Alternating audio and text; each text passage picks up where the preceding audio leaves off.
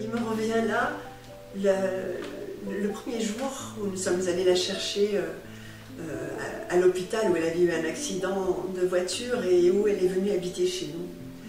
Et cette première rencontre où finalement je découvre ce qu'est la vie spirituelle.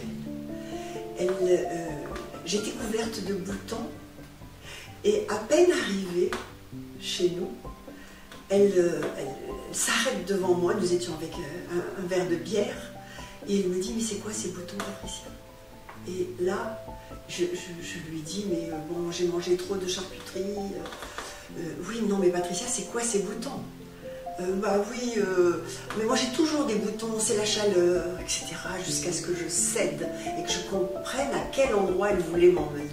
Ce qu'il me reste de Gita, c'est le fait qu'elle utilisait tout ce qu'elle voyait comme une invitation à un meilleur possible pour elle et pour ceux qui l'entouraient. Alors elle m'a posé la question, tiens, qu'est-ce qui a changé depuis que tu sais que je vais habiter chez vous? Et j'ai eu un défilé de moments où je me suis dit, oh là là, Gita, elle aime bien que ses placards sont tous en ordre, elle aime bien l'ordre. Oh, mais moi, tout est entassé en désordre, alors j'avais vidé la moitié de mes étagères que j'avais amenées à la cave pour qu'elle rentre chez moi et qu'elle dise, Patricia, elle est trop top.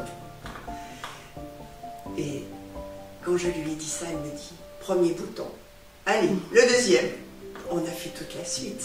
C'est-à-dire que je venais juste, voilà, d'entrer un peu dans une féminité plus tranquille. J'avais mes mini-jupes et je me disais, mais elle aime les femmes classe. Je ne vais pas pouvoir mettre devant elle c'est surtout la jaune. Et ça y est, j'avais rangé les mini-jupes. Et puis, elle me dit donc, deuxième bouton. Et le troisième. Le troisième, c'était, je me disais, mais maintenant que la spiritualité en personne vient habiter chez nous, on ne pourra plus dire des bêtises, quoi. Il va falloir dire que des choses intelligentes, des choses sérieuses, voilà. Voilà, la vie sera moins marrante. Allez.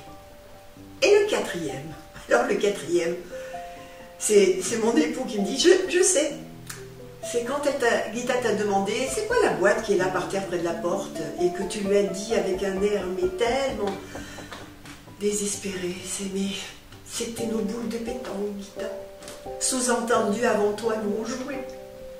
Je crois que ce qui me reste d'elle, c'est son éclat de rire devant ma manière de voir d'une manière ascétique et sérieuse ce qui ne devait être que jeu. Et là, elle m'apprend 4 actes qu'elle pose ce soir même.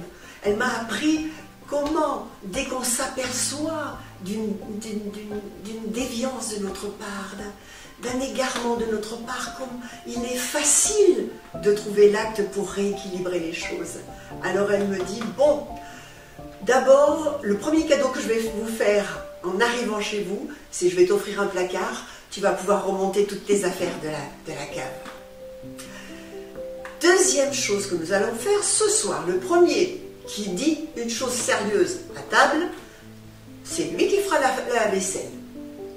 Et il se trouve que c'est Gita qui a dit une chose sérieuse et qu'à peine arrivée, elle était déjà avec son tablier en train de faire la vaisselle. Waf. Et troisième acte, le repas, c'était avec ma mini-jupe. Et le lendemain, elle nous a demandé de lui apprendre à jouer à la pétanque, quoi. Et mon Dieu, qu'est-ce qu'on a pu rire. Et je venais cellulairement d'entendre. Pourtant, nous la connaissions depuis déjà un grand nombre d'années. C'est plus fort que nous. Pour nous, vie spirituelle rime quand même avec une sorte de maison de redressement, une maison de correction de nous-mêmes. Alors qu'elle nous a ouvert la porte à l'imparfait heureux que nous sommes. Que la nouvelle perfection, c'est l'imperfection heureuse, voilà ce qui me reste. Embrasser nos humanités, jouons avec, et elle n'a cessé d'inventer des jeux pour m'apprendre un peu plus de légèreté avec moi.